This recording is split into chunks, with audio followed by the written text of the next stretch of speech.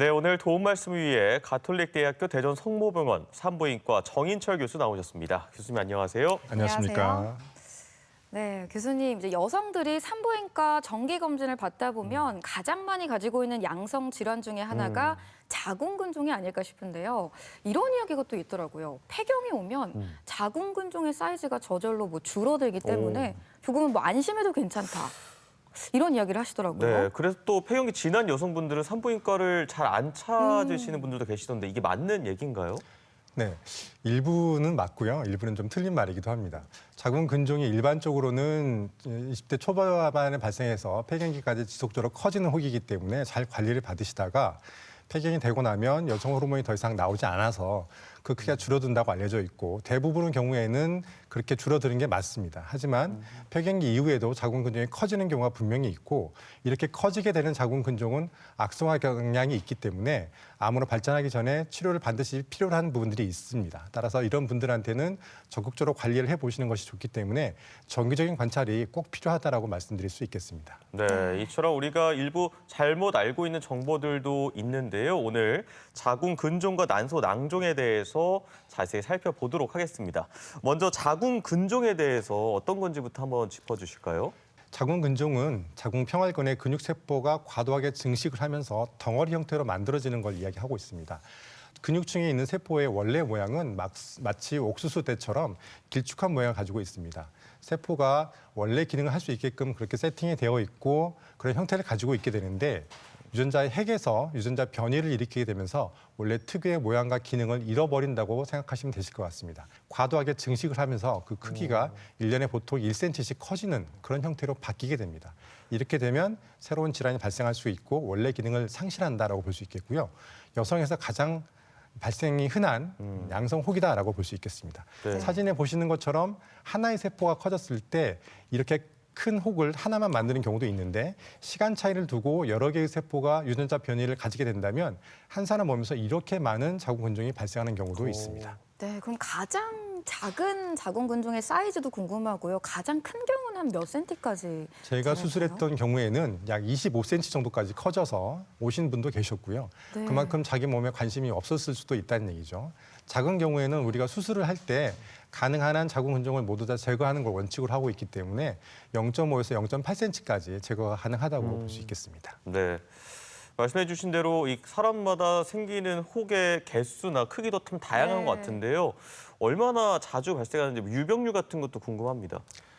기본적으로 자궁근종은 자궁에서 일을 시작하는 시기부터 발생할 수 있다고 되어 있고 우리가 보통 사춘기를 통해서 자궁이 원래 하는 월경이란 일을 하고 있기 때문에 그때부터 시작을 하게 된다 그러면 보통 20대 초중반에 약 10% 정도의 유병률을 가지고 있다고 볼 수 있습니다. 그때부터 개수가 크기가 늘어나게 되면서 30, 40대에는 보통 40에서 50% 정도까지 보통 젊은 여성의 절반 정도라고 볼 수 있겠죠. 그리고 50대 폐경기 될 때까지 지속적으로 증가해서 많게는 60에서 70%까지 자궁근종을 가지고 있다고 볼 수 있겠습니다.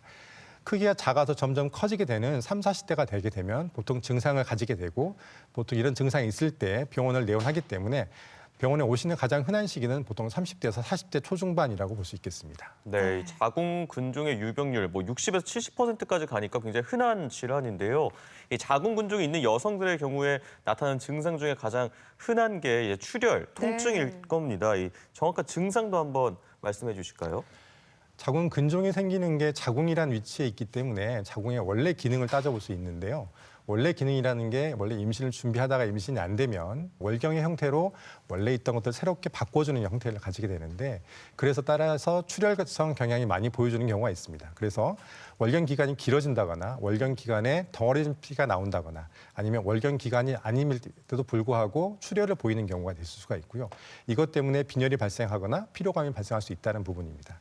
통증은 근종이 커졌을 때 생기는 증상인데요. 자궁근종이 커지게 되면 주변 부위를 압박하기 때문에 월경통이라든가 성교통 내지는 허리 통증을 유발시킬 수 있다고 알려져 있습니다. 그리고 밖으로 자라나는 혹 같은 경우에는 주변에 있는 장기를 압박하기 때문에 이로 인해서 방광을 압박하게 되면 빈뇨라든가 배뇨곤란, 뒤쪽에 있는 장을 압박하게 되면 소화불량이라든가 변비 등의 증상을 유발시킬 수가 있습니다. 원래 기능을 가지고 있는 임신이 동시에 발생을 하게 된다 그러면 임신 때 생길 수 있는 유산이라든가 조기 진통, 조산에 대한 위험성이 많이 증가하는 것으로 알려져 있습니다. 네. 이렇게 자궁근종의 증상도 한번 살펴봤는데요. 사실 자궁근종도 자궁 내 여러 곳에 생길 수 있잖아요. 이게 위치에 따라서 크기도 다를 것 같고 개수도 다를 것 같은데요. 크기나 개수 그리고 증상까지 또 살펴볼까요? 우리가 보통 분류는 크게 해부학적으로 세 분류로 되어 있습니다. 네. 자궁 근충에 있는 부분이 있고 근충 안쪽에 있는 게 자궁 내막이라고 하는 부분이 있고요. 자궁의 바깥쪽을 싸고 있는 자궁의 장막층이 있습니다. 자궁 내막이 보통 월경을 만들어내는 곳인데 그 월경을 만들어내는 곳으로 자궁 근종이 밀고 들어왔다라고 하면 이를 점막하 근종이라고 이야기하고 이럴 때 나타나는 주 증상이 주로 출혈과 관련돼 있는 증상입니다. 월경 과다라든가 부정출혈 또 나중에 임신을 하고자 했을 때 난임이라든가 임신이 잘 안 되는 유산 등을 발생시킬 수가 있고요. 가장 많은 부분은 근층 내에 생기는 근종입니다. 통증을 주로 유발시키는 거고 사이즈가 어느 정도 커질 때까지 별다른 증상이 없기 때문에 가장 늦게 발견되는 혹 중에 하나다라고 볼 수 있겠습니다.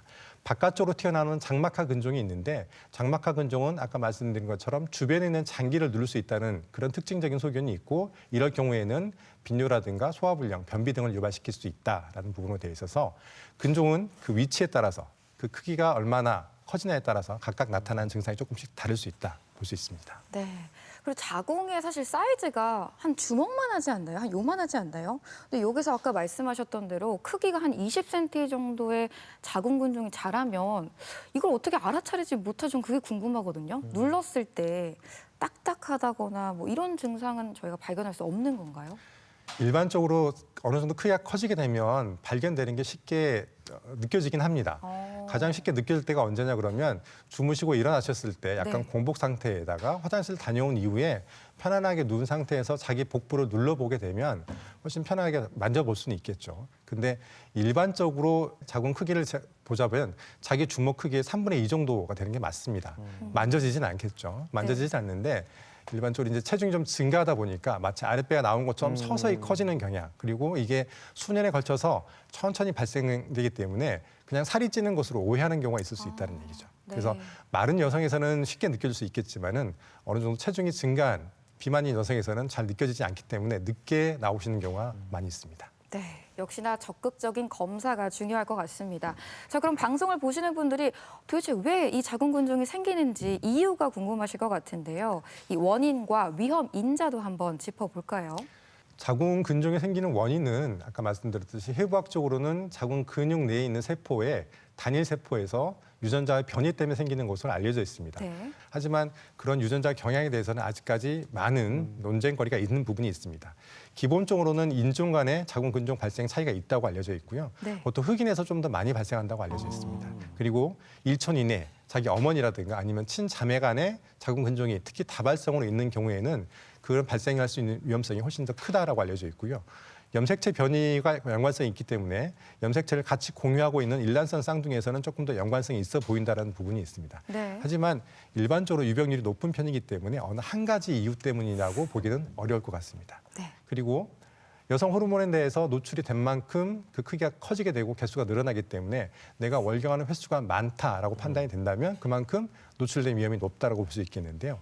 초경이 빠르다면 그리고 폐경이 늦다면 그만큼 여성 호르몬에 그리고 월경 횟수가 늘어날 수 있기 때문에 그만큼 위험성이 증가한다라고 볼 수 있고 출산력, 임신하는 기간하고 모유 수유하는 기간에는 우리가 월경을 하지 않기 때문에 네. 이럴 경우에는 그만큼 위험성이 더 줄어든다라고 볼 수 있습니다. 네.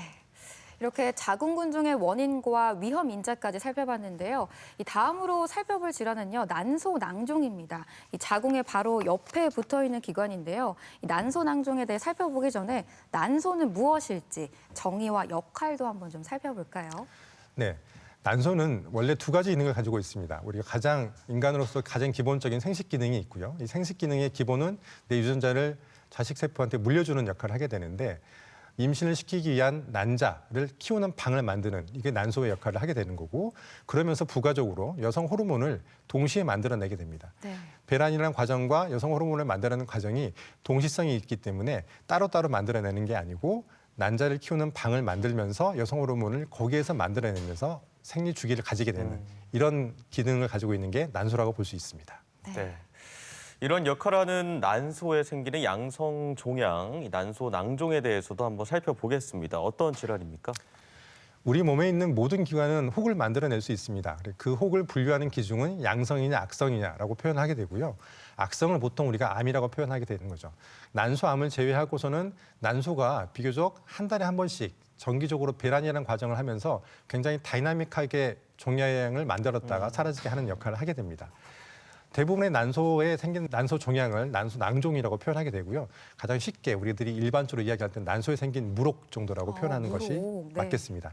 종류가 다양하지만 각 나이대별로 특징적으로 나타나는 난소의 종양이 있습니다. 그런 것들에 대해서 조금 더 알아보겠습니다. 네, 네. 저희가 앞서 살펴본 자궁 근종 같은 경우는 유병률이 굉장히 높던데 이 네. 자궁 근종도 혹시 유병률이 높을지 궁금하거든요. 어떻습니까? 난소 낭종 유병률은 자궁과 비슷하게 사춘기 이후에 난소가 일을 시작하면서부터 만들어지는 혹이라고 볼 수 있는데 20대 미만, 즉 10대에서는 10만 명당 44명은 굉장히 적다가 20대가 되게 되면 약 400명으로 증가하게 되고 네. 30대에 550명까지 피크를 이루다가 40대에 500명 그리고 50대가 되면 난소 기능이 퇴화하기 때문에 줄어드는 패턴을 보여주게 되고 60대 이상에서는 잘 발생하지가 않습니다. 근데 60대 이상에서도 발생하게 된다면 우리가 반드시 검사를 통해서 악성이 될 수 있는지 아니면 악성으로 가고 있는 과정인 건지를 체크해 보는 것이 좋을 것 같습니다. 네, 어찌 보면 20, 30, 40대 가임기 네. 여성분들의 유병률이 참 높다는 걸 확인할 수 있었는데요.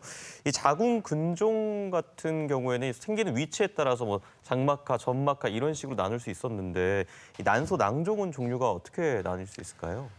저희가 보통 환자분한테 설명할 때 가장 좋은 기준으로 설명을 드리는 거는 난소에서 생긴 물혹이 있지만 이 물혹이 저절로 사라지는 혹이 있고 그렇지 않고 지속적으로 커지면서 나중에는 악성까지 만들어질 수 있는 혹이 있다라고 설명을 드리고 있습니다. 가장 대표적으로 저절로 사라지는 혹은 두 가지가 있는데 기능성 난포, 즉 황체라고 표현하는 부분이 있고요. 여기서 조금 더 문제가 생기는 출혈성 낭종이라는 게 있습니다. 원래 난소에서는 난자를 키우는 방을 만들게 되고 이 네. 방은 생리 주기에 따라서 정상적으로 생겼다가 월경이 시작되면서 같이 짜부라져서 없어지는 경우가 있습니다. 이런 경우를 보고 정상적인 기능성을 가지고 있는 낭포다 그래서 황체라는 표현을 씁니다. 이건 저절로 사라지는 혹이고요. 드물게 배란하는 과정에서 출혈이 생겨서 난소 안에 피멍이 드는 경우가 있습니다. 피가 안쪽에 새게 되면서 난소 안쪽으로 피멍이 드는 경우가 발생하게 되는데 심한 통증과 열이 발생할 수가 있고 이런 경우가 있다고 한다 그러면 때에 따라서 약물 치료가 필요할 경우도 있습니다. 하지만 네. 기본적으로 이 두 가지 혹들은 최대 8주에서 12주 사이에 저절로 사라지기 때문에 별다른 치료하지 않고 네. 기다려보면 저절로 없어질 수 있는 부분이라서 충분히 관찰만으로도 치료 가능한 부분입니다. 네. 저절로 사라지지 않는 혹이 있는데요. 나이대별로 조금씩 생기는 패턴이 다르게 나타납니다. 여기 보시는 것처럼 난소 기형종이라든가 자궁 내막종, 난성종 등이 있다고 말씀드렸는데 네. 난소 기형종은 20대 보로 초중반에 발생을 하게 되는 혹이고요. 아주 특징적으로 난소 안쪽에서 피지라든가 머리카락 또는 치아, 뼈 등이 만들어지는 주머니 형태의 낭종이 발생할 수가 있습니다. 그럼 낭종 안에 지금 머리카락이랑 사람의 뼈 같은 게 만들어진다는 거잖아요. 어떻게 이런 일이 생길 수가 있는 거죠? 지금 저희가 생각하는 추론으로는 네. 엄마 뱃속에서 만들어졌을 때부터 원시적인 세포 상태에 가지고 있는 것으로 보고 있습니다. 왜냐하면 정상적인 난소에 있는 세포들은 태생학적으로 우리 몸이 막대기처럼 생겼을 때 그때 목덜미 주변에 있는 세포가 네. 배 안으로 흘러 들어와서 난소의 생식세포가 만들어지는 것을 이해하고 있는데 이때 주변에서 만들어지는 세포들이 같이 딸려서 내려가는 경우가 있습니다. 주변에 있는 세포들이 대부분 두피세포라든가 아니면 치아, 피부세포들이 주로 따라가는데 네. 따라가서 난소 옆에서 자리 잡고 있다가 난소가 일을 하는 시기, 사춘기가 시작이 됐을 때 난소가 그때부터 일을 하기 시작하는데 두피세포라든가 치아니까 나는 열심히 내 일을 하다 보니까 난소에서 특징적으로도 약간 기형적으로 이런 혹들이 만들어지는 거라고 볼 수 있겠습니다. 네. 네. 그리고 난소 기형종이라고 하면 이런 분들도 있을 것 같아요. 난소 기형종입니다 하시면 기형아를 낳는 거 아닌가요? 뭐 이렇게도 이야기하실 것 같거든요. 전혀 다른 개념이잖아요. 전혀 다른 개념입니다. 난소에서 원래 하는 일이 난자를 키우는 방을 만들어서 배란을 시켜서 그걸 만나게 하는 기회를 주는 거지 않습니까? 네. 기형종 자체는 그런 기능이 전혀 없이 난소에 갇혀 있으면서 본인 일을 그냥 본인 스스로 하는 일이기 때문에 네. 이 기억이 위치가 안 좋아서 기형이라는 말을 쓰는 것이지 유전적으로 문제가 생겼다거나 그런 문제 때문에 발생하는 것이 아닙니다. 그래서 향후 임신할 때 전혀 문제가 되지는 않습니다. 네, 또 이외에도 자연 소실되지 않는 종류 중에 이 자궁 내막종, 내막종. 낭성종이라는 것도 있죠. 네. 자궁 내막종은 이름에서부터 자궁 내막이라는 이름이 들어가기 때문에 원래 이 세포의 기원은 자궁에서부터 시작을 합니다. 네. 자궁 내막에 있는 세포들이 어떠한 이유 때문에 보통은 역류라고 하는데 생리혈이 월경혈이 다 나가지는 못하고 난소 안쪽으로 난관을 타고 역류하는 경우가 생길 수 있습니다. 네. 역류를 하게 되면 특이하게도 살아남아가지고 난소에 달라붙어서 원래 자기 일을 하는 것처럼 똑같이 월경을 만들어내는 것이죠. 난소에서는 바깥으로 내보내는 길이 없기 때문에 난소에 달라붙어가지고 자기만의 방을 만들어가지고 네. 그 안에 차곡차곡 월경혈을 쌓아두게 되는 거죠. 단순히 피만 쌓아두게 되면 괜찮은데 주변에 염증 반응을 만들게 됩니다. 염증 반응을 만들게 되면 난소 자체의 정상적인 기능을 파괴하면서 점점 그 안쪽을 파고 들어가는 형태의 효고를 만들게 되고 주변에 있는 장기들을 자기 몸에 갖다 붙이는 염증을 유발시키면서 유착을 만들게 됩니다. 네. 결국 이런 것들이 계속 진행을 하다 보면 불임을 만들 수가 있고요. 자궁 내막종의 안 좋은 특징 중에 하나가 사이즈가 커지고 내 몸에 오래 있으면 있을수록 암을 만들어내는 경향을 보여주게 됩니다. 이런 경우가 발생하기 때문에 우리가 약물 치료라든가 적극적인 수술적인 방법을 통해서 제거하는 것이 좋겠습니다. 낭선종 같은 경우에는 보통 40대 이후에 많이 발생하게 되는데 난소 자체가 만들어내는 분비하는 세포들이 장액성 내지는 점액성 단순 물이나 아니면 끈적끈적한 점액을 만들어내는 물혹을 만들 수 있습니다. 이런 혹들도 역시 마찬가지로 크기가 커질수록 모양이 뒤틀릴수록 암을 발생하는 경우가 높아지기 때문에 적절한 시기에 수술적인 방법으로 제거하는 것을 원칙으로 하고 있습니다. 네, 알겠습니다. 대표적인 난소 낭종의 종류에 대해 살펴봤고요. 간혹 가다가 난소 낭종이 이제 터져서 그런 파열되거나. 파열되는 경우도 있다고 들었는데 굉장히 통증도 클 것 같거든요. 이런 경우에 뭐 합병증도 생길 수 있다고 들었습니다. 네.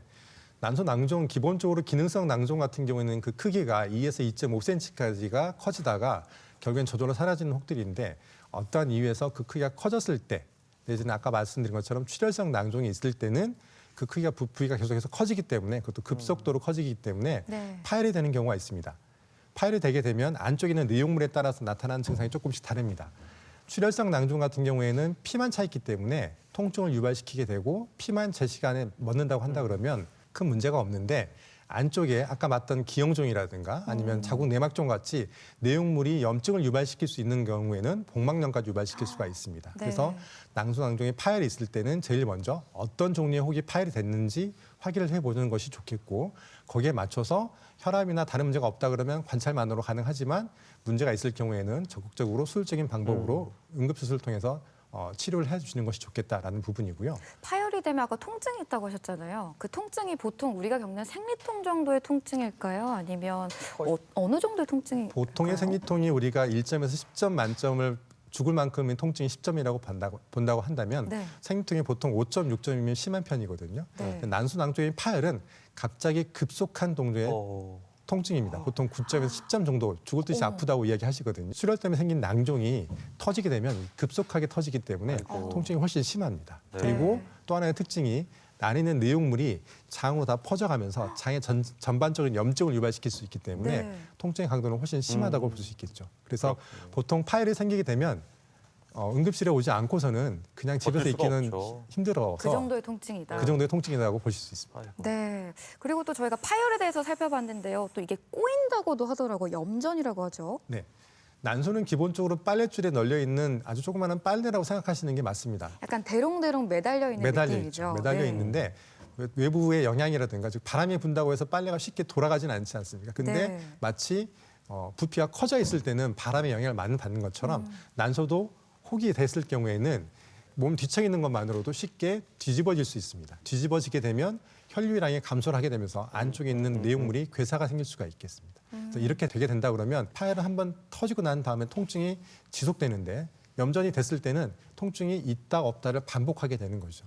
통증이 한번 생기게 되면 허리가 끊어지듯이 아프다고 표현하시거든요. 이런 통증들이 계속 반복적으로 있다 없다를 반복하게 되면서 문제가 생기게 되는데 제일 큰 문제는 염전이 발생을 하게 되면 문제가 생긴 난소 자체는 완전히 괴사가 됐을 때 완전히 소실될 수 있는 위험성이 높아지게 되는 거죠. 네. 네, 그렇게 되면서 향후 임신이라든가 폐경이 빨라지게 되는 이런 문제가 발생할 수가 있습니다. 아까 낭종이 무거우면 잘 꼬인다고 하셨잖아요. 그러면은 기형종의 경우, 그러니까 내용물이 많을 경우에 좀 더 잘 꼬이겠네요. 네, 맞습니다. 기형종일 때 제일 많이 꼬이나요? 난소의 무록의 내용물이 균일하게 패턴이 되어 있다면 자궁 내막종 같은 경우에는 아까 말씀드렸듯이 일정한 패턴을 보여주게 되고 주변의 염증 반응 때문에 유착이 만들어진다고 했기 때문에 네. 쉽게 꼬이는 경우는 드뭅니다. 오히려 가끔씩 터지는 경우가 있고요. 기형종은 원래 얘네들이 대롱대롱 매달려 있는데 그 대롱대롱 매달려 있는 형태가 훨씬 더 커지면서 운동량이 커지게 되는 거죠. 커지게 되면서 생길 수 있는 문제가 쉽게 잘 넘어갈 수 있다. 잘 꼬일 수 있다는 부분이고요. 잘 꼬이다 보면은 그게 병원에 늦게 오시게 되면 그쪽 난소를 다 잃어버릴 수 있다는 단점이 있습니다. 네. 대전 MBC 건강 플러스 오늘은 자궁 근종과 난소 낭종에 대해 살펴보고 있는데요. 이번에는 병원에 직접 찾아가 환자들을 만나보고 진단 방법과 치료법에 대해 살펴보겠습니다. 화면으로 만나보시죠. 자궁 근종은 가임기 여성의 40% 이상에서 발견될 만큼 매우 흔한 질환이다. 암이 아닌 양성 종양이라는 점에서 방치하는 여성들이 적지 않지만 전 세계적으로 자궁 관련 수술 가운데 가장 흔한 사례라는 점은 주목할 필요가 있다. 자궁 근종의 개수나 크기, 위치에 따라 다양한 증상이 나타난다. 네, 최근에 혹시 불편해진 증상이 있으신가요? 네. 최근에 좀 생리통이 좀 심해져가지고요. 그래서 혹시나 뭐 문제가 있나 싶어가지고 찾아왔습니다. 생리통의 기간이라든가 양상, 또 강도가 어떻게 변했는지 말씀해 주십시오. 그전 생리했을 때보다 좀 기간도 길어지고요. 통증도 좀 점점 더 심해지는 것 같더라고요. 혹시 생리통 외에 다른 불편한 증상은 없으신가요? 네, 그전보다 소변을 좀 자주 보는 것 같고요. 자다가도 좀 소변 마려운 것 때문에 좀 잠을 깨기도 하더라고요. 자궁 근종이 있는 경우 아랫배가 묵직하면서 팽팽해지기도 하고 통증이 느껴지거나 빈뇨나 변비가 생기기도 한다. 또한 생리량이 많아지기도 하는데 이런 증상들이 나타난다면 자궁 근종 검사를 받아보는 것이 좋다. 이 환자는 가임기 여성에서 나타나는 자궁 근종으로서 그 크기가 크고 증상을 유발하고 있기 때문에 그리고 향후 임신을 준비해야 되는 이유 때문에 적극적인 치료가 필요할 것 같습니다. 환자에게 술적 치료를 통해서 가지고 있는 근종을 다 제거하고 원래 자궁의 기능을 갖출 수 있도록 모양을 만들어주는 것, 그것들이 가장 중요한 치료의 목표라고 할 수 있겠습니다. 근종은 크기와 위치에 따라 다양한 증상이 나타난다. 생리를 하는 자궁 내강 안으로 자라는 점막하 근종은 크기가 작아도 월경 과다나 빈혈을 유발할 수 있고 장막하 근종은 크기가 커도 큰 증상이 없이 빈뇨나 골반통을 유발하기도 한다. 이런 다양한 증상이 나타날 경우 초음파를 통해 바로 진단이 가능하다. 어디가 불편해서 오셨습니까? 최근 들어서 오른쪽 배가 많이 불편하고요. 딱딱한 게 만져지는 것 같아서 왔습니다. 오른쪽 아랫배가요? 네. 주로 언제 그리고 얼마나 아프신지 한번 말씀해 주십시오. 생리 주기와는 상관없이 오른쪽 배가 많이 아프고요. 특히 밤에 많이 아파서 깨는 적이 있었습니다. 혹시 임신 계획이 있으신가요? 네. 요즘 둘째를 가지려고 노력하고 있습니다. 난소는 배란과 임신을 관장하는 장기다. 때문에 난소에 혹이 발생하면 불임의 원인이 될 수 있다. 특히 정상 난소 크기가 3에서 4cm임을 감안할 때 난소 낭종의 크기가 그 이상이 되면 난소를 압박해 기능에 문제를 일으키게 된다. 이 환자는 난소의 기형종이라는 종괴를 가지고 있는 환자입니다. 기형종은 특징적으로 피부라든가 아니면 치아 이런 것들이 자라나는 종괴로서 그 크기가 점점 커지게 되고 결국에는 난소 염좌라든가 난소에 대한 꼬임을 발생시킬 수 있는 환자입니다. 우리가 난소 기능을 유지하기 위해서는 환자에게 술적 치료를 통해서 종괴를 제거해주고 원래 모양의 난소를 만들어주는 게 우리 치료의 목표라고 할 수 있겠습니다. 자궁이나 난소의 혹은 안타깝게도 약물 치료만으로는 제거가 불가능하다. 결국 수술로 제거하거나 괴사를 유도하는 비수술적 치료를 시행하게 되는데 최근 내시경적 수술이 관심을 받으면서 가장 발전된 형태가 로봇을 이용한 로봇 복강경 수술이다. 로봇 수술은 고해상도와 섬세한 회전각을 통해 수술 결과를 향상시키고 통증과 출혈을 감소해 일상으로의 회복이 빠르다. 일반적으로 근종과 낭종이 발생하는 시기가 보통 사춘기 이후부터 발생한다고 알려져 있고 사춘기 이후에 월경이 시작을 하게 되면 자궁 근종 세포에 변이가 생기는 경우가 종종 있습니다. 이러한 패턴으로 인해서 새로운 근종이 생기게 되고 크기가 점점 커지게 되는데 사람마다 또는 종계의 성상에 따라서 커지는 속도가 조금씩 달라집니다. 그래서 너무 늦은 시기에 발견하게 되면 정상적인 자궁을 보존하기 힘들거나 난소의 기능을 유지하기 힘들기 때문에 이른 시기에 발견할수록 치료가 좀 더 원활하고 자기의 원활의 기능을 유지할 수 있는 그런 것들을 보여줍니다. 그래서 가능한 한 성관계 이후에는 반드시 1년에 한 번씩은 적인적인 관찰을 해보시는 것을 권고드립니다. 자궁과 난소에 혹이 발견되었다고 해서 무조건적인 적출이나 수술을 진행하는 것은 아니다. 자신의 건강 상태와 질환 진행 상황 등에 따라 안전하고 부담 없는 치료를 시행해야 하는데 특히 최소한 1년에 한 번 정기 검진을 받는 것이 중요하다. 여성의 건강 바로미터 자궁과 난소 꾸준한 관심으로 지켜낼 수 있다. 네, 병원에 직접 찾아가서 환자들 만나보고 난소, 낭종과 자궁 근종에 대해 살펴봤습니다. 교수님, 근데 제가 인터뷰하신 자료를 좀 살펴보니까 어렸을 때는 그 로봇 공학도가 또 되는 게 꿈이셨다고 들었어요. 지금 또 병원에서 로봇 센터장을 맡고 계시다고 하니까 어찌 보면 또 의사가 되긴 했지만 네. 또 꿈을 어느 정도 이룬 거라고 공학도의 꿈을 볼 수도 있을 텐데 공학도의 꿈에서 의대로 또 바꾸신 이유가 따로 있으실까요? 저희 보통 남자들이 이제 공대를 많이 선호하지 네. 않습니까? 근데 보통 이제 생물을 배우다 보니까 마치 인체의 몸도 공학처럼 주기적인 자기 규칙성을 가지고 기계처럼 움직이는 부분이 있더라고요. 근데 그렇게 하다 보았을 때 다른 문제가 생기게 되면 어느 한 파트가 막히게 되면 그때부터 질환의 형태로 바뀌게 되는데 뭐 기계를 다루는 것도 좋겠지만 인체라는 기계를 다루는 것도 재밌을 것 같다 해서 의대로 오게 된 거고 의대 공부를 하다 보니까 저는 이제 약물 쪽을 다루는 것보다는 술적인 방법으로 환자한테 치유를 도와주는 것이 조금 더 적성에 맞는 것 같아서 기계를 다루면 조금 더 익숙한 부분이 있는 것 같아서 그래서 저는 이 길을 선택했었습니다. 또 수술, 외과 네. 쪽으로 썰좀 멋있잖아요. 네.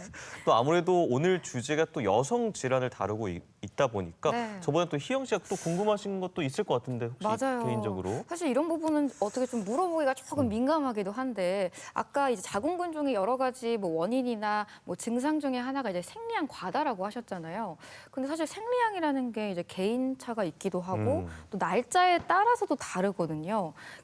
어느 정도의 양이어야 내가 생리양이 적정하구나, 많구나 이거를 알 수 있을지 그 기준이 좀 궁금해요. 네, 의학적으로 생리양에 대한 기준을 정해놓을 때는 우리가 보통 초경 이후에 한 2년 이내에 규칙적인 생리를 갖는다고 알려져 있고요.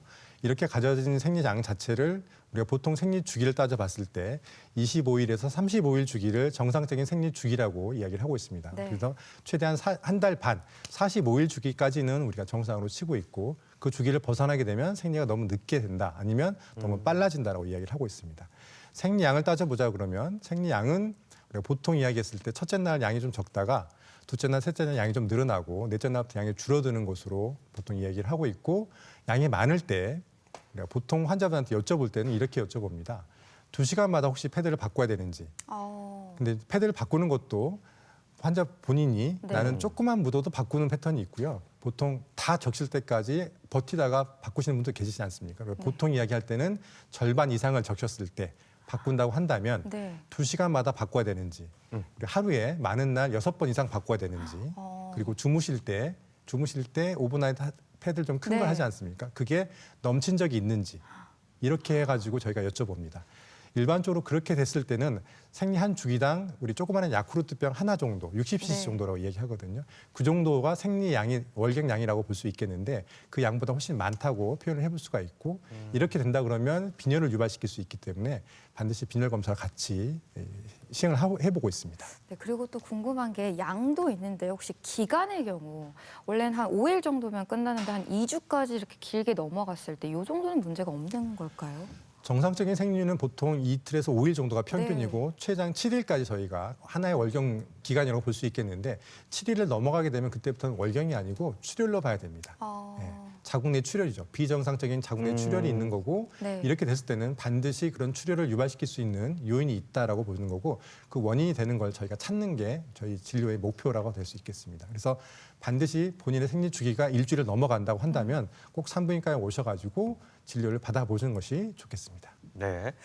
자, 이제부터는 난소 낭종과 자궁 근종의 진단에 대해 살펴볼 텐데요. 여러 가지 질환들이 그렇지만 이 역시도 좀 무증상인 경우가 많다면서요. 무증상으로 커지는 경우가 있는데 어느 정도 커질 때까지 자기가 그 증상을 놓치거나 아니면 어떤 진료 보는 걸 늦추는 것 때문에 늦게 발견되는 경우가 있습니다. 산부인과는 비교적 진료 방법이 간단하기 때문에 그렇게 어렵지가 않고 힘들지가 않습니다. 모두 오시게 된다 그러면 초음파를 통해서 우리가 자궁하고 난소의 형태를 관찰을 하게 되고 이런 검진만으로도 충분히 빨리 발견할 수 있기 때문에 정기적으로 꼭 관찰을 해보는 것이 좋겠다라고 볼 수 있겠습니다. 때에 따라서는 그 혹의 위치나 크기에 따라 모양에 따라서 적용할 수 있는 방법이 조금씩 달라지긴 합니다. 점막하 근종이라든가 자궁 내막에 용종이 있을 경우에는 생리수를 주입하는 초음파를 같이 해볼 수도 있고요. 네. 그리고 전반적인 복부 장기의 위치라든가 크기, 모양을 관찰하기 위해서는 때에 따라서는 CT 촬영이 필요할 경우도 있습니다. 수술 전에 자궁의 정확한 위치라든가 아니면 자궁 성근증, 수술을 정확하게 할 수 있는지에 대한 판단, 그리고 난소 낭종의 종류에서 혹시 악성일 가능성이 높다고 한다 그러면 골반 MRI를 같이 촬영하는 경우도 있겠고요. 난소암에 대한 확률을 우리가 체크해 볼 수가 있는데 이런 것들은 피 검사를 통해서 난소암의 표지자 검사를 통해서 확인을 해볼 수가 있습니다. 네. 여러 가지 방법을 통해서 이제 진단이 내려졌을 때 악성이 아닌 자궁 근종의 경우에는 양성 질환이다 보니까 이 크기에 따라서 우선 지켜보자, 치료를 당장 안 하고 이런 경우들도 있다고 들었는데 그럼 반대로 어떤 경우에는 또 바로 치료를 해야 될까요? 자궁 근종의 치료는 제일 중요한 거는 증상이 유무라고 볼 수 있습니다. 증상이 없고 그 크기가 크지 않고 커지는 속도도 괜찮다라고 한다면 우리가 조금 더 지켜볼 수가 있습니다. 자궁 근종을 제거한다고 해서 폐경기 이후에도 지속적으로 자궁 근종이 새롭게 발생할 수 있기 때문에 지금 치료를 한다고 해서 반드시 다음번에 생긴 자궁 근종까지 예방할 수 있는 게 아니라서 가능하면 지켜볼 수 있을 만큼 지켜보고 필요하다면 우리가 약물적 치료를 통해서 아니면 시술 방법을 통해서 아니면 근본적으로는 수술적인 방법을 통해서 제거를 해야만 완치가 될 수 있겠습니다. 폐경기까지 얼마 기가 남지 않았다거나 아니면 내가 당장의 증상 완화시켜주는 목적이라고 한다면 약물 치료나 중재적 시술을 통해서 크기를 줄여볼 수 있는 방법들이 있지만 근본적으로는 수술적인 방법을 통해서 제거를 해야만 완치가 될 수 있는 개념이고요. 점막하 근종 같은 경우에는 자궁 안쪽으로 내시경을 집어넣어서 수술을 해서 점막하 근종만 제거하는 방법이 있습니다. 자궁경 수술이라고 알려져 있고요. 복강경에서 한 단계 업그레이드 된 게 최근에 하고 있는 로봇 수술입니다. 자궁 근종만 제거를 하게 되고 정상적인 자궁을 그대로 보존할 수 있는 방법을 택하실 수도 있습니다. 정말 향후에 임신 계획이 없다. 향후에 다시 재발하는 것들에 대해서 나는 원치 않는다. 그럴 경우에는 전 자궁을 다 제거하는 방법도 고려해 볼 수가 있습니다. 네, 시술은 전체적으로 봤을 때는 자궁 근종을 완벽하게 제거하기는 어렵고 내지는 그 크기를 줄여서 증상을 완화시켜주는 목적이 조금 더 강하다고 네. 볼 수 있겠고요. 자궁 근종은 내버려두게 되면 다시 커지기 때문에 폐경이 얼마 남지 않았을 경우에 한 2, 3년 정도 남았다고 한다 그러면 우리가 그 기간 동안만 시간을 벌 수 있는 방법 정도로 생각해 보시는 것이 좋겠고요. 만약에 그런 방법을 쓰겠다고 한다 그러면 자궁동맥 색전술이라든가 최근에 많이 하고 있는 하이포 시술 등을 통해서 자궁 근종 세포를 열을 이용해서 태워준다라고 보시는 게 맞겠습니다. 보통 50에 60도, 70도 정도까지 온도를 높여가지고 안쪽에 있는 세포들을 좀 줄여줌으로써 부피를 감소시키고 그런 것들을 통해서 우리가 증상을 완화시켜주는 그런 기대 효과를 가지고 있다고 볼 수 있습니다. 네. 이렇게 자궁 근종에 관한 치료법까지 살펴봤습니다. 지금부터는 자궁 근종과 난소 낭종에 대한 오해와 진실을 교수님과 한번 살펴볼 텐데요. 먼저 첫 번째 궁금증부터 살펴볼까요?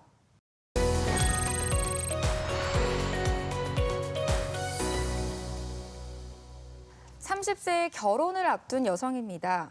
기형종을 진단받고 수술을 앞두고 있는데요. 약으로 치료할 수는 없는 걸까요? 젊은 나이인데 난소를 수술하면 혹시 불임이나 폐경이 될까 봐 걱정입니다 하고 사연을 남겨주셨습니다.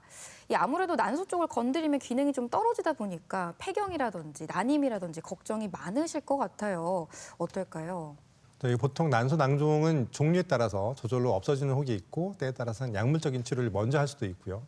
아니면 수술적인 치료를 먼저 고려해 볼 수도 있습니다. 수술적인 치료를 고려한다는 얘기는 저절로 없어지는 혹은 아니고 약물로 줄일 수 있는 패턴도 아니다. 그리고 또 하나 악성에 대한 가능성이 있다라고 판단이 되면 수술적인 치료를 먼저 하게 되는데 가능하면 정상적인 난소 조직을 최대한 살려볼 수 있을 방법을 택하는 게 제일 좋겠죠. 기형종은 특징적으로 아까 말씀드린 것처럼 저절로 없어지는 혹이 아니고 내버려뒀을 때, 그 크기가 커졌을 때 분명한 합병증을 유발시킬 수 있는 부분이기 때문에 네. 수술적인 방법으로만 제거가 가능한 부분이다라고 볼 수 있겠고 더더군다나 임신을 계획한다 그러면 기형종이 있을 때 임신했을 때는 오히려 더 악화되는 경향을 보여주고 있기 때문에 반드시 임신하기 전에 치료를 하는 것이 좋겠다라는 부분입니다.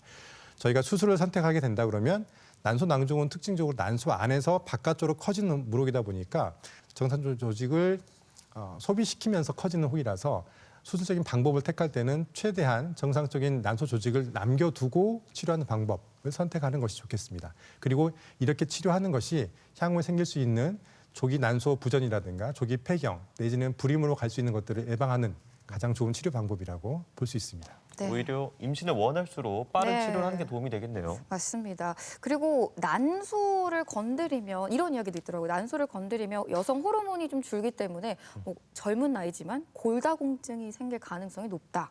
이런 이야기도 들어봤거든요. 이건 어떨까요? 네, 일반적으로 골다공증에서 여성 호르몬의 역할은 30% 정도를 이야기하고 있습니다. 여성 호르몬이 잘 나오고 있는 어느 정도 나오고 있는 상황이라고 치면 골다공증을 크게 걱정할 필요는 없습니다.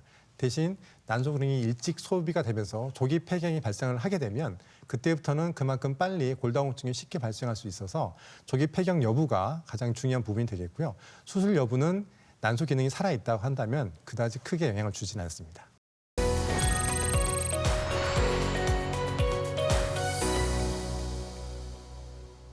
네, 65세 여성입니다. 10년 전에 폐경은 됐습니다. 이후로 아무런 증상이 없이 잘 지내다가 건강검진차 초음파를 했는데 난소 낭종이 발견됐습니다. 병원에서는 낭종은 양성으로 괜찮아 보이지만 양쪽 난소를 다 제거하는 수술을 하자고 권유하셨습니다. 난소를 다 없애도 괜찮을까요? 난소 낭종만 제거하면 안 될까요? 하고 물어오셨네요. 이런 경우는 어떨까요, 교수님? 난소에 낭종이 생기는 경우가 아까 말씀드렸듯이 주로 일을 하고 있는 폐경 전이 훨씬 많다고 말씀드렸었죠. 폐경 이후에는 난소 낭종이 생기는 경우는 드뭅니다. 왜냐하면 폐경이 됐다는 얘기는 난소의 기능이 다 끝났다는 얘기인 거고요. 제가 환자분들한테 보통 설명하기 쉽게 공장이 잘 돌아가다가 더 이상 공장이 원료가 없기 때문에 완전히 전기도 끊고 도로도 끊고 쉽게 얘기하면 폐공장이 된 건데 네. 거기에서 뭔가 새로운 물질이 만들어졌다. 그러면 조금 더 안 좋은 쪽으로 갈 가능성이 높다라고 말씀을 드리게 되고요.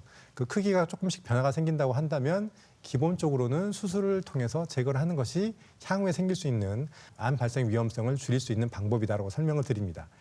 여기서 설명을 드렸을 때 수술까지는 동의하시는데 저희가 추가적으로 난소 기능이 다 끝났기 때문에 이쪽 수술할 때 반대쪽도 같이 수술해서 없애는 게 좋다라고 말씀을 드리면 네. 문제가 있는 부분은 한쪽인데 왜 양쪽을 다 없애나요? 네. 말씀을 드리거든요.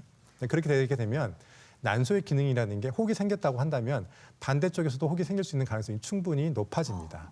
그리고 혹만 제거하는 경우에는 그쪽에 같은 부위에 생겼던 난소에서 똑같이 혹이 재발하는 경우가 있기 때문에 가능하다 그러면 한 번의 수술로 수술을 여러 번 할 필요가 없으니까요. 한 번의 수술로 다 같이 제거하는 것이 좋겠고 이 수술을 통해서 본인한테 생길 수 있는 큰 문제가 없기 때문에 난소 기능이 살아있다고 한다면 남겨둘 필요가 있겠지만 난소 기능이 다 끝났기 때문에 굳이 남겨둘 필요가 없다라고 말씀을 드리는 거고요.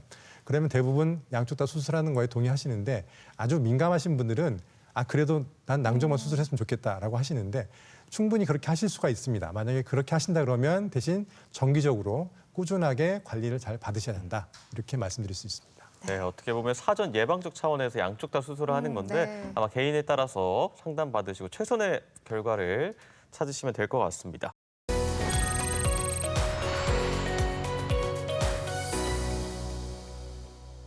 네, 자궁 근종 로봇 수술을 앞두고 있습니다. 이 로봇 수술을 하면 교수님이 수술을 하시는 게 아니라 이 로봇이 수술을 하는 건가요? 이렇게 질문을 해주셨거든요.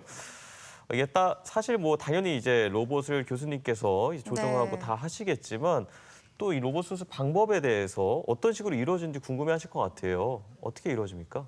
네. 로봇 수술은 한 20년 전부터 이제 만들어진 것들이 좀 계속 업그레이드되면서 가장 최신의 엑스아이 형태로 나타나게 됐는데 기본적으로는 그 로봇을 조절하는 것은 전문의가 하겠죠. 근데 대신 파트가 환자 부분에 조금 떨어졌다는 게 복강경화 가장 큰 차이점이라고 볼 수 있겠습니다. 복강경은 내가 직접 손으로 움직여서 기구로 움직이는 거에 비해서 환자 몸에서 3, 4m 떨어진 곳에서 콘솔이라는 하나의 박스 안에 갇혀서 내가 그 화면을 보면서 직접 거기서 움직이게 되면 나의 행동을 똑같이 로봇이 따라한다는 그런 개념이라고 볼 수가 있습니다. 로봇의 장점이 뭐냐면 우리가 육안으로 봤을 때와 또 복강경으로 봤을 때는 단 시점, 초점이 우리가 보통 어떤 종괴를 바라봤을 때 나타나는 시점이 하나인데 비해서 로봇은 우리가 그 시점을 언제든지 옮겨볼 수가 있습니다. 그리고 확대를 통해서 조금 더 면밀하게 볼 수가 있죠.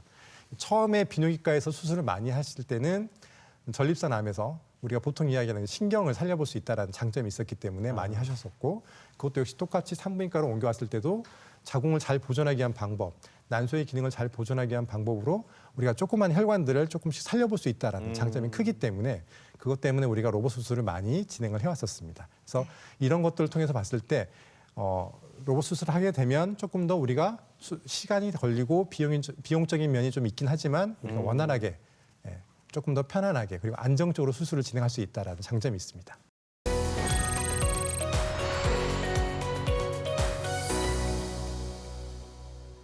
산부인과 질환과 비뇨의학과 질환은 로봇 수술을 많이 하는 걸로 알고 있습니다. 이 자궁 근종이 있을 때 꼭 로봇 수술을 해야 하나요? 이렇게 말씀해 주셨거든요. 네, 앞서 교수님께서 이제 뭐 비뇨기과도 그렇지만 이제 점차 늘어난다고 말씀해 주셨는데 꼭 해야 되는 건 아닐 것 같아요. 치료법에 대한 거 다시 한번 짚어주시면 좋을 것 같아요. 네, 의학기술이 발전하면서 다양한 수술법들이 제공이 되고 있고 우리가 선택할 수 있는 폭이 넓어지긴 합니다.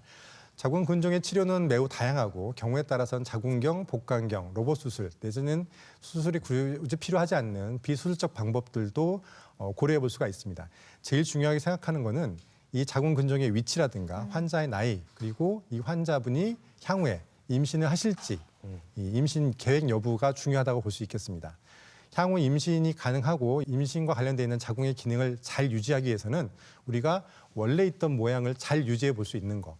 수술의 제일 큰 목표는 내가 원하는 부분을 제거하고 나머지 부분을 원래 있었던 모양 그대로 두고 나오는 게 제일 이상적인 수술 결과라고 볼 수 있겠죠. 네. 그렇게 본다면 자궁의 위치가 좀 깊다 하더라도 개수가 많다 하더라도 내지는 그 크기가 크다 하더라도 우리가 그걸 다 제거하고 난 뒤에 원래 자궁의 형태로 만들어줄 수 있다는 거 이게 가장 좋은 방법이라고 볼 수 있겠습니다. 하지만 그렇다고 해서 자궁 근종 수술을 로봇으로 할 필요는 없겠죠. 향후 내 임신 계획이 전혀 없고 내지는 이것 때문에 다시 재발한다 그러면 또다시 수술을 받고 싶지 않다라고 한다 그러면 자궁 근종뿐만 아니고 자궁 전체를 다 제거하는 경우가 생길 수도 있겠고 그렇다고 한다면 굳이 큰 돈을 들이고 나는 하고 싶지 않다라고 한다고 했을 때 복강경이라는 수술 방법을 택할 수도 있습니다. 하지만 기본적으로는 자궁의 기능을 잘 유지할 수 있는 가장 좋은 방법으로 따져보자면 지금 현재로서는 로봇 수술이 제일 좋은 방법이다라고 볼 수 있습니다. 네, 이 기술의 발전에 따라서 이 과거에는 개복하는 수술법부터 네. 이제 최근에 이제 복강경, 로봇 복강경 이렇게 발전을 해왔는데요. 좀 수술 방법들을 사진과 함께 비교해 보면서 보면 좋을 것 같아요. 예전에는 개복 수술을 많이 했었습니다. 개복 수술을 하게 되면 확실히 손이 들어가기 때문에 복강경 수술에 비해서 좀 더 섬세하고 확실한 수술 방법이라고 볼 수 있겠고 단지 단점이라면 통증이 심하다. 왜냐하면 절개 부위가 넓기 때문에 네. 그리고 손이 들어가서 움직여야 되기 때문에 주변에 있는 장기에 대한 손상이 조금 있을 수도 있다라는 부분이 있었죠. 그래서 이런 것들을 우리가 대체하기 위해서 복강경 수술을 많이 했었는데 복강경은 우리가 구멍을 3개, 4개 뚫거나 아니면 1개만 뚫고 하는 방법들이 있습니다. 통증이 적고 절개 부위가 없기 때문에 흉터가 그만큼 적다라는 장점이 있는 반면에 근종이 너무 크거나 아니면 개수가 정말 5개, 6개 넘어가는 그런 경우에는 정상적인 자궁의 형태를 유지할 수가 어려운 부분이 있습니다. 그럴 경우에는 복강경 수술이 어렵고 오히려 개복 수술로 진행하는 부분이 있었는데 두 가지에 대한 장점을 모두 다 선택할 수 있는 게 로봇 수술이다라고 볼 수 있습니다. 통증이라든가 흉터가 작다라는 부분이 있고 개복처럼 섬세하고 정밀한 수술이 가능하다. 이걸 통해서 우리가 최대한 정상적인 자궁의 형태를 가지고 갈 수 있다라는 장점이 있겠죠. 네. 네. 교수님께서 또 로봇 센터장이시잖아요. 센터장으로서 환자분들에게 하고 싶은 말씀도 있을 것 같아요, 교수님. 의사의 역할은 기본적으로 환자분이 어떤 질환으로 고생을 하시고 힘들어 하실 때 그 질환으로부터 벗어날 수 있게 도움을 주는 것입니다. 제가 도와주는 방법이 약물적인 치료 방법이냐 아니면 술적인 치료 방법이냐 선택해 볼 수가 있고 아니면 때에 따라서는 정신적인 지지도 선택을 해볼 수가 있겠죠. 우리가 어떤 술적인 방법을 할 때는 분명히 비용적인 부담이 있고 내가 어느 시간을 투자해야 된다는 거 그리고 통증으로부터 자유스럽지 못하다는 그런 손해가 있기 때문에 그 손해를 커버할 만큼의 치료 효과를 반드시 얻어야 된다는 그런 우리가 필요성이 있습니다. 그런 부분에서 봤을 때는 우리가 어떠한 부분이 이 환자한테 제일 적합한 치료 방법인가 적절하게 권유를 해드리고 올바른 선택을 할 수 있게끔 도와줄 수 있는 방법들을 설명을 드리죠. 네, 수술 방법의 차이점들 함께 살펴봤는데요. 이 부인과 수술 영역에서의 로봇 복강경 수술의 장점 다시 한번 짚어주실까요? 로봇 수술을 우리가 대표적으로 산부인과 질환에서 할 수 있는 방법이 자궁 근종이나 양성 난소 낭종이 좀 흔하게 접근할 수 있는 방법이고 때에 따라서는 악성인 경우에도 충분히 로봇 수술로 가능한 부분이 있습니다. 자궁 근종 수술 같은 경우에는 자궁 근종을 제거하면서 자궁의 정상적인 구조물을 최대한 잘 보존할 수 있다. 우리가 결국에는 이렇게 보존하는 가장 큰 이유가 향후 임신하기 위해서 임신 때 생길 수 있는 합병증을 예방하는 방법이라고 볼 수 있습니다. 자궁 내막의 손상을 최소화시키면서 불임의 가능성을 줄이고 자궁 근층과 장막층을 최대한 튼튼하게 잘 봉합함으로써 임신 도중에 생길 수 있는 합병증을 막을 수 있다는 장점이 있고요.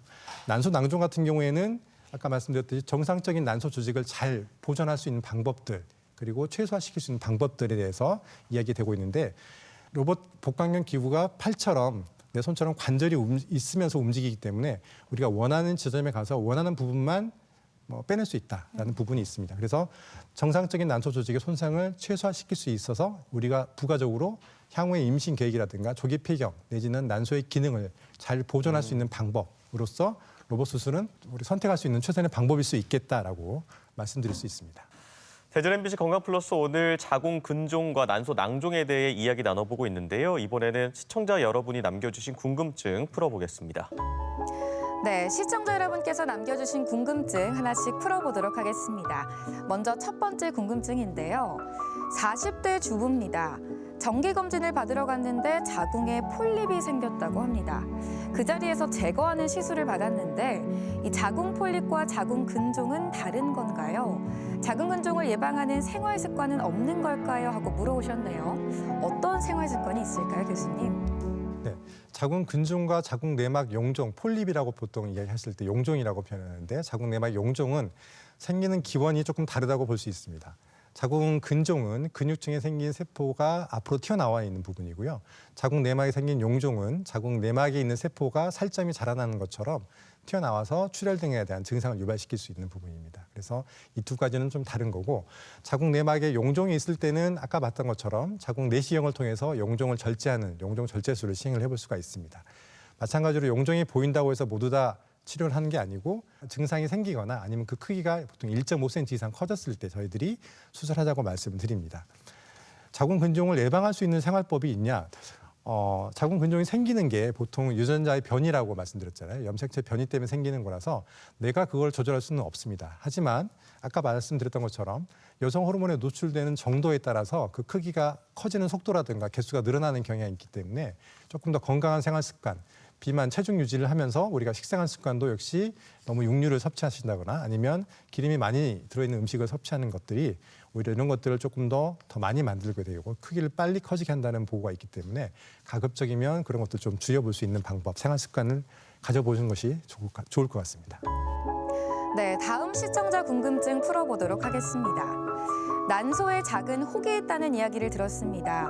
몇 년째 사이즈에 큰 변화가 없어서 지켜보자고 하는데 양성결절이 암이 될 위험은 없는 건가요? 이 조직 검사를 하지 않아도 괜찮을까요? 하고 물어오셨네요. 어떨까요, 교수님? 네, 난소에 대한 유병률, 난소에 생긴 종기에 대한 유병률은 꽤 높은 편이기 때문에 사이즈가 작을 때 우리 굳이 그 부분을 반드시 술적인 방법으로 치료할 필요는 없다라고 볼 수 있고요. 저희가 이제 경계를 가지고 보는 것들은 난소의 크기가 보통 8cm 이상이 된다거나 아니면 그 크기가 8cm가 안 된다 하더라도 다발성, 우리가 보통 방이 여러 개로 나눠져 있다거나 아니면 그 방 안쪽에서 가지상 모양으로 어떠한 종괴의 형태로 자라나는 혹이 있다. 아니면 내용물들이 각각 다른 형태로 내용물을 가지고 있다. 이럴 경우에는 악성이 될 수 있는 가능성이 있기 때문에 그리고 악성일 가능성이 있기 때문에 저희가 미리 수술하자고 먼저 말씀을 드리죠.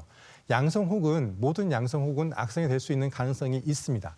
적은 것부터 큰 것까지 다양할 수 있는데 제일 중요한 건 크기와 모양이라고 볼 수 있습니다. 그래서 작은 양성옥을 무조건 다 수술적인 방법으로 제거할 필요는 없겠지만 그 크기나 모양을 지속적으로 관찰할 필요가 있기 때문에 가능하다 그러면 정기적인 검진만으로도 지금 상태에서는 충분히 가능할 수 있습니다.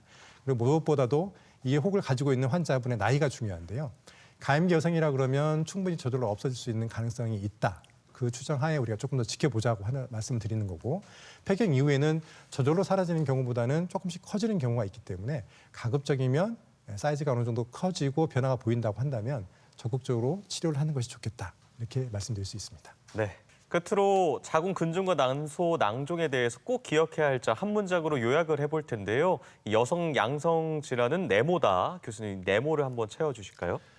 네, 여성 양성 질환은 내 몸에 대한 관심과 사랑, 이것으로 충분히 극복할 수 있다라고 볼 수 있습니다. 조그마한 변화, 생리 주기의 변화라든가 생리양 이런 것들 잘 따져보시고, 아니면 아침에 일어나셔서 가볍게 배를 만져보는 것만으로도 충분히 관심을 둘 수 있는 부분이지 않습니까? 이런 것들을 통해서 문제가 혹시라도 의심이 된다고 한다면 산부인과 오셔서 그렇게 어렵지 않은 검진법이기 때문에 관심만 있다면 네. 언제든지 극복할 수 있다. 이렇게 말씀드릴 수 있습니다. 네. 네. 내 몸에 대한 관심, 사랑 네. 꼭 필요한 것 같습니다.